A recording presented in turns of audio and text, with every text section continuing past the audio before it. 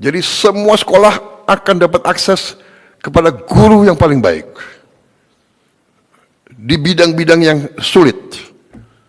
Yang sangat sulit selalu adalah apalagi di gunung-gunung, pulau terpencil.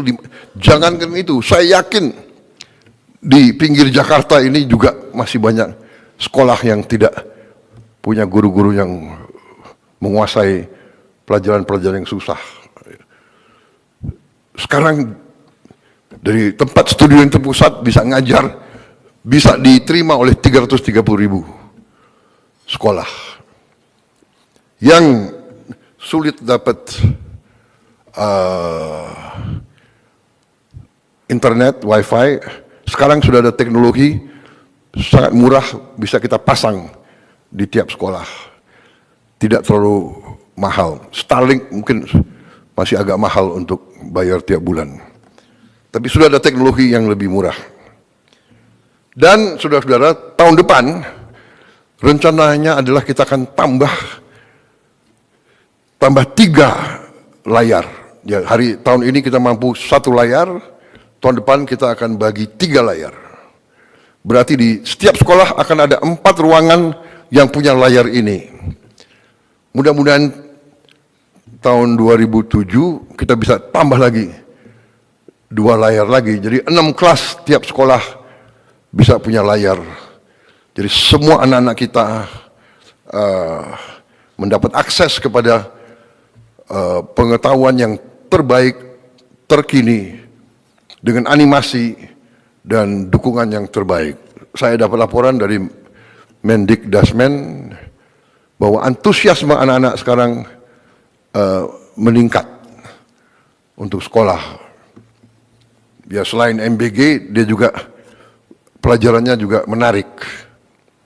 Ini saya kira penting karena fokus kita tidak boleh, kita harus fokus kepada investasi paling penting bagi rakyat kita, investasi kepada anak-anak kita, sumber daya manusia kita. Saya juga perhatikan waktu saya keliling, saya cek anak-anak kita mungkin karena kurang biaya, dia menghemat kertas. Dia menulis tulisannya sangat kecil. Saya minta ditinjau kembali Menteri Dikdasmen, ya. Saya kira perlu kembali ada pelajaran menulis. Menulis dengan baik. Menulis halus dan menulis, tapi sebetulnya tulisannya harus besar. Ya. Menteri Keuangan kalau perlu kita bagi buku-buku sekolah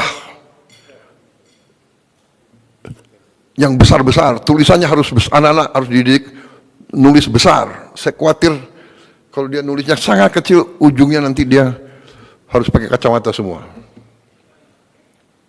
Ini masalah kecil tapi mendasar, ya. Dan saya tergerak karena saya tahu anak ini nggak mau memberatkan orang tuanya. Jadi dia menghemat kertas. Can you imagine? Ya, jadi saudara-saudara, hal-hal seperti ini. Yang terakhir, ini masih dalam konsep rencana. Ada yang mengatakan, ya sekarang ada sekolah rakyat untuk desil 1-2. Bagaimana untuk desil 3-4-5? Ya, mereka tidak miskin ekstrem, tapi mereka juga susah. Mereka harus dapat akses kepada pendidikan yang seperti ini. Sedang saya susun, saya minta Dikti sama Dikdasmen, mungkin dibantu oleh kementerian lain juga, menyusun suatu satgas khusus untuk mempelajari kita membangun sekolah terintegrasi di setiap kecamatan. Berarti kita mungkin harus bangun 7.000 sekolah terintegrasi ini. Maksudnya, sekarang SD, SMP, SMA atau SMK terpisah. Padahal ada fenomena karena mungkin angka kelahiran kita menurun, banyak SD kita kosong. ada gurunya 6, muridnya hanya 4, 5. Jadi ini tidak efisien. Mungkin kita konsolidasikan, tapi di kecamatan ada suatu sekolah yang fasilitasnya sangat baik. Tiap sekolah terintegrasi harus punya laboratorium yang cukup bagus. Laboratorium matematik, kimia, biologi, laboratorium bahasa. Bahasa sangat penting. Lapangan kerja. Orang Filipina banyak diterima di mana-mana karena dia bisa bahasa Inggris. Kita diminta. Jutaan tenaga kita diminta. Di Eropa minta pekerja hotel, kafe, restoran. Dia minta 1 juta tiap tahun.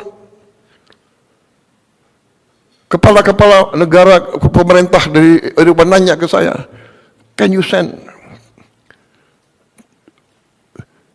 Hotel-hotel dia sekarang nggak ada yang kerja. Restoran-restoran kewalahan.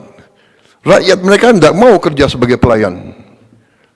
Dan mereka terkesan katanya orang Indonesia ramah-ramah. Ya, berarti kita harus didik mereka bahasa. Ada yang bahasa Inggris, mungkin paling banyak di Eropa.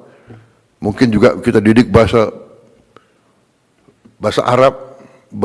Menjalankan pemerintahan ternyata sebenarnya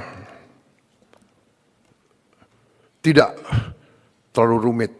Pertama, awalnya harus dari niat. Niat kita harus baik. Niat kita sungguh-sungguh untuk menjalankan amanat dari rakyat. Kita harus berpijak dari awal seperti itu. Kita diberi kekuasaan oleh rakyat untuk melindungi rakyat dari semua bahaya. Bahaya kemiskinan, bahaya kelaparan, bahaya penyakit, bahaya ancaman dari badai, dari bencana, ancaman dari kerusuhan, ancaman dari serangan dari pihak luar. Serangan bisa berupa fisik, bisa berupa non-fisik. Saudara-saudara, saya beri contoh dari 2 pulau Bangka Belitung, kita hilang 45 triliun tiap tahun selama sekian puluh tahun.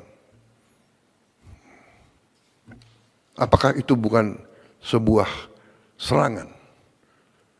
45 triliun kali 10 tahun aja 450 triliun. Kali 20 tahun 900 triliun. Apa yang kita bisa bangun dengan 900 triliun? Saudara-saudara, belum merupakan prestasi, tapi sudah kita mulai rintis, kita akan punya mobil buatan Indonesia dalam 3 tahun yang akan datang.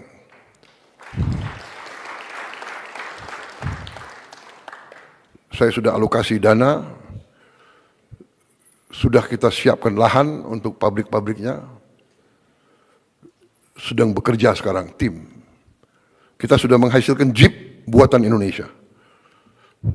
Jadi sekarang pejabat-pejabat kita, perwira-perwira kita bangga, kita tidak pakai Jeep buatan negara lain. Kita pakai Jeep buatan Indonesia sendiri.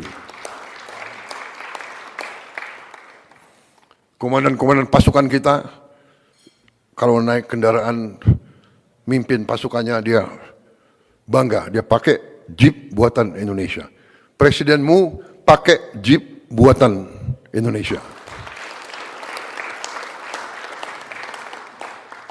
Kemarin saya berangkat, saya pergi, saya mau incognito, jadi saya nggak mau pakai, saya pakai mobil biasa, tapi saya pakai Alphard. Udah lama saya nggak menikmati Alphard. Enak juga ini ya.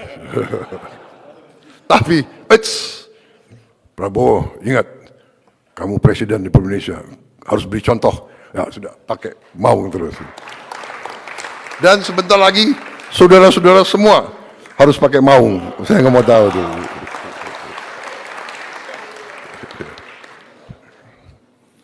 Yang mobil-mobil bagus pakai kalau libur saja. Ya pada saat saya nggak panggil kau, bolehlah kau pakai begitu.